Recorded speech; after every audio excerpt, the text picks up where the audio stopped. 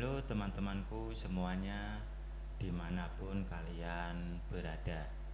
Semoga teman-teman selalu dalam keadaan yang sehat dan selalu dimudahkan dalam mencari rezeki. Berjumpa kembali bersama channel Alur Cerita TV, channel yang berisikan tentang konten cerita romantis yang diberi latar belakang berupa video pemandangan alam. Pada kesempatan kali ini di hari Kamis tanggal 26 September tahun 2024. Untuk kali ini saya masih melanjutkan kisahnya si Asep ya teman-teman, yang saat ini sudah sampai di episode ke-31. Sebelumnya saya ucapkan banyak-banyak terima kasih kepada teman-teman yang telah mengikuti cerita ini dari awal episode sampai saat ini. Dan seperti biasa, di sini nanti saya akan memberikan beberapa cuplikan alur ceritanya. Jika teman-teman merasa terganggu dengan adanya suara yang saya berikan, silahkan dikecilkan atau dimatikan tombol volumenya. Karena saya memberikan suara seperti ini memang sangat penting bagi konten seperti yang saya miliki ini. Jadi mohon untuk dimaklumi.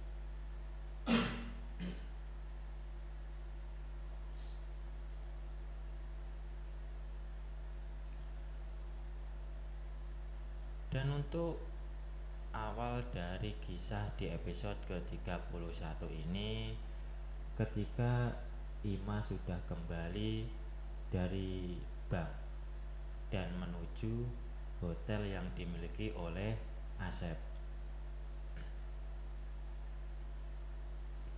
Dan Ima pun merasa sangat bersyukur mempunyai teman yang sebaik Asep dan murah hati.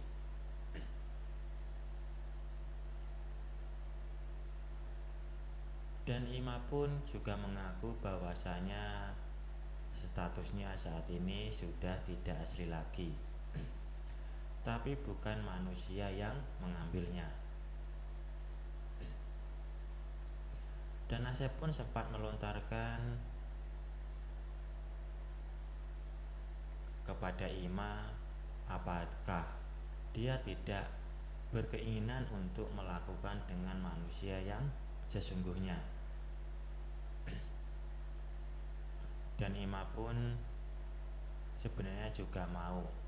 Yang penting manusianya itu adalah Asep. Dan pada saat itulah pendiriannya berubah total. Yang awalnya sama sekali tidak naksir Ima, dan sekarang tiba-tiba timbul rasa penasaran, ingin tahu seperti apa kepunyaan Ima itu, apakah seperti ibunya atau tidak. Kemudian Asep memandang wajah Ima dari jarak dekat. Kalau sedang tersenyum, ternyata Ima ini manis juga di matanya.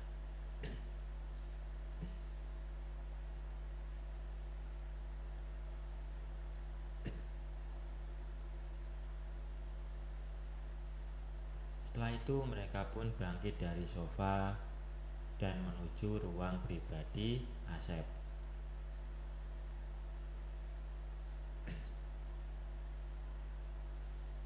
Dan setelah di dalam, Ima pun pamit ke kamar mandi sebentar. Dan beberapa saat kemudian Ima sudah muncul kembali dengan hanya di balut handuk yang selalu tersedia di kamar mandinya. Tapi Asep takkan mau bertindak kasar, karena pada dasarnya dia sudah terbiasa menghormati orang lain, apalagi terhadap teman karibnya yang dahulu sering berbuat baik pada Asep tersebut.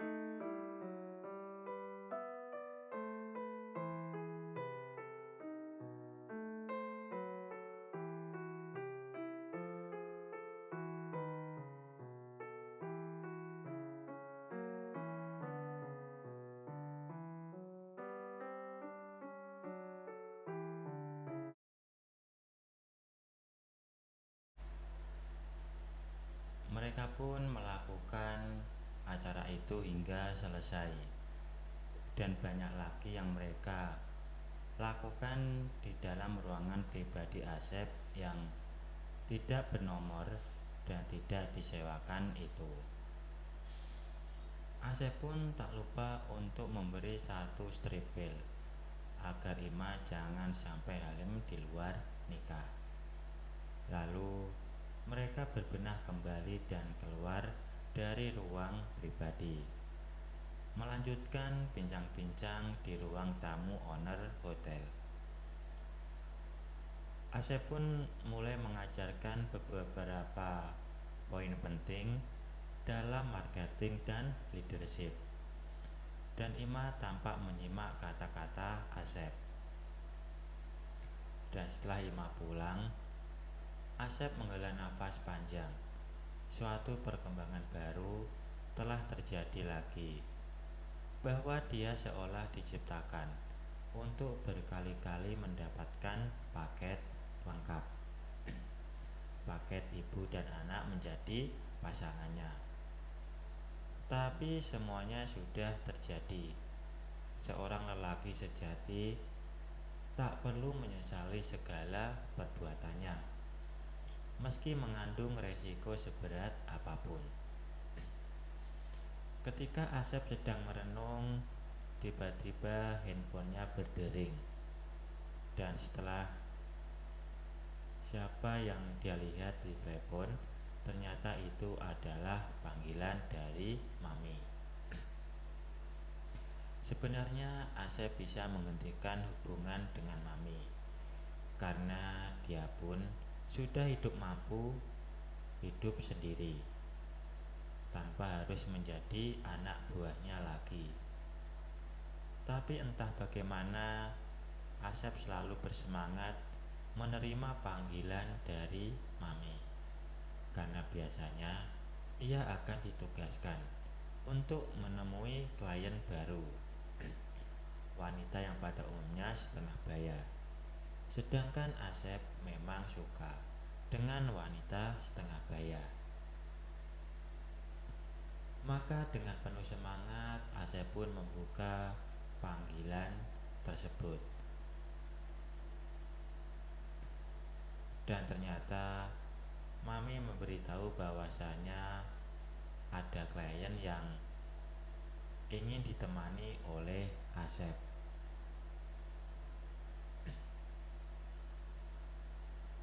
Dan setelah hubungan seluler dengan Mami ditutup, Asep pun menerima WA.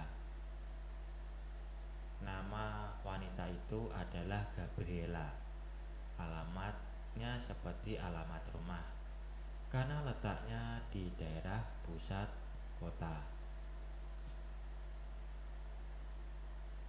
Hari Jumat jam 5, Asep baru sudah merapat ke alamat itu. Dia cuma berharap mudah-mudahan wanita bule itu belum terlalu tua. Kemudian Asep pun melangkah ke depan hotel, ke rumah makan yang baru dibuka 2 hari yang lalu. Rumah makan yang sudah dipercayakan kepada Tante Marsha untuk memimpinnya. Tapi rumah makan kelihatan sedang sibuk melayani konsumen yang cukup banyak, sehingga Asep pun tak mau mengganggu Tante Marsha yang tampak sedang sibuk sekali. Lalu Asep pun kembali lagi ke ruang kerjanya.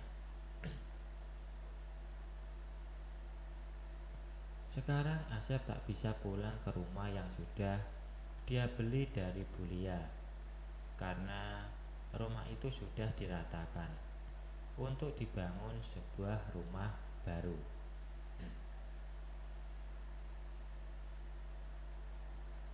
Tinggal di hotel malah lebih menyenangkan, karena Asep pun punya kamar pribadi, karena dia tak akan sulit mencari makanan, tinggal minta pada Tante Marsha.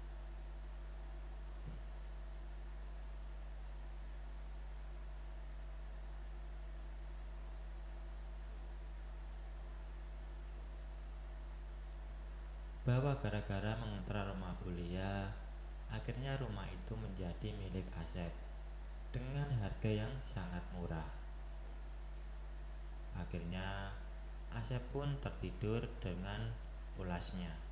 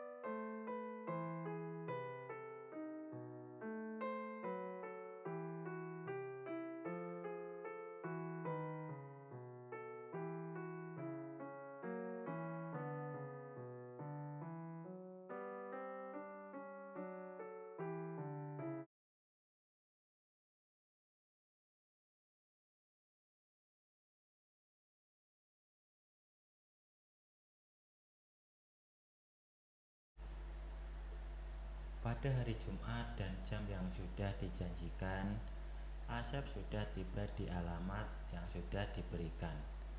Ternyata alamat yang diberikan itu sebuah supermarket. Asep kecewa jadinya. Apakah dia tidak salah menulis alamat? Akhirnya Asep pun bertanya kepada salah seorang kasir supermarket itu.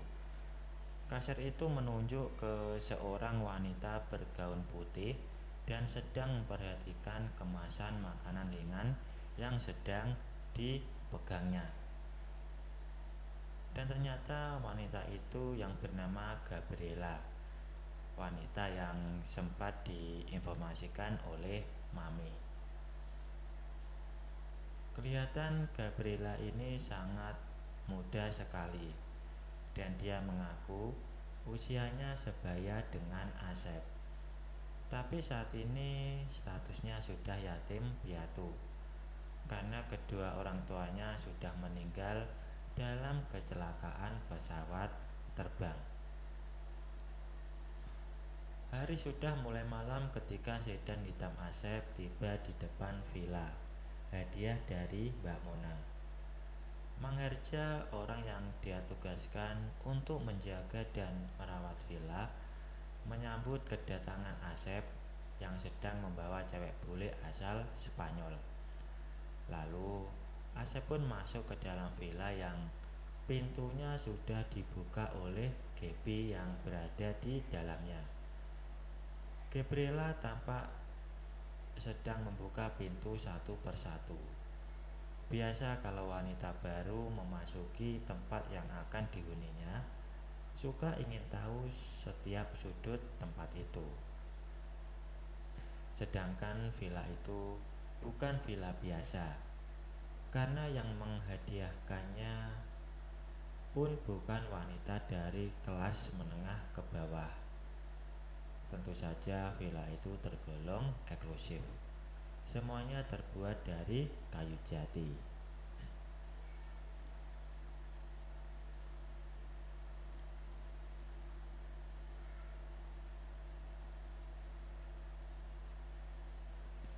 Kemudian mereka pun akhirnya ngobrol di villa tersebut. Sampai suatu saat Asep mengajak Gaby untuk masuk ke salah satu ruang utama di villa itu. Ruang yang membuatnya teringat pada Mbak Mona, pemilik lama villa itu. Dan di dalam ruang itulah Gaby memindah semua yang dia bawa. Lalu duduk di pinggiran sambil menunggu Asep yang sedang memindah yang dia bawa. Setelah beres, Asep pun segera menghampirinya. Dan Asep tidak menganggap Gaby sebagai kliennya lagi, karena dia melihat dari jarak yang sangat dekat betapa cantiknya cewek Spanyol itu. Membuat Asep sangat kagum, bahkan dengan pikiran ingin memilikinya. Tapi ia masih ingin menguji Asep dulu sejauh mungkin agar dia tak salah pilih. Maka tanpa melontarkan kata-kata lagi, Asep pun mulai memberi perhatian khusus padanya. Dan setelah dirasa cukup, Asep pun membimbing ke arah yang benar. Memang masih sulit jalan yang harus dia lalui itu, sehingga Asep harus lebih berusaha lagi. Dan setelah beberapa kali usaha, akhirnya berhasil juga melewatinya.